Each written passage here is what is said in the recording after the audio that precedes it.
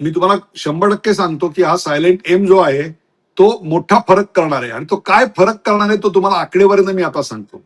52 जागा अशा आहेत की ज्या टीएमसीनी 5% कमी मतांनी, 5% म्हणजे एकूण जी मतं पडली त्याच्यात विनिंग मार्जिन 5% कमी आहे.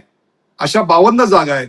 आणि 39 जागा अशा आहेत की जिथे 5 ते 10% आहे.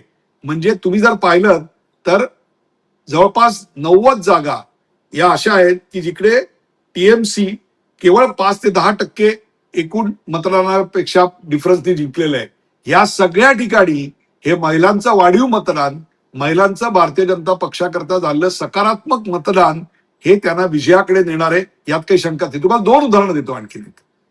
महाराष्ट्रामध्ये लोकसभेला 54% मतदान झालं होतं आणि विधानसभेला 65% मतदान झालं. त्याचबरोबर हरियाणामध्ये सुद्धा लोकसभेला कमी झालं आणि विधानसभेला 68% मतदान झालं. आणि या दोन्ही ठिकाणी जेव्हा मतदान जास्त झालं त्यावेळेला एका ठिकाणी उद्धव ठाकरे यांची सत्ता गेली आणि देवेंद्र फडणवीस यांचं सरकार आलं. आणि हरियाणामध्ये देखील तसाच चमत्कार घडला आणि भारतीय जनता पक्षाचं सरकार आलं.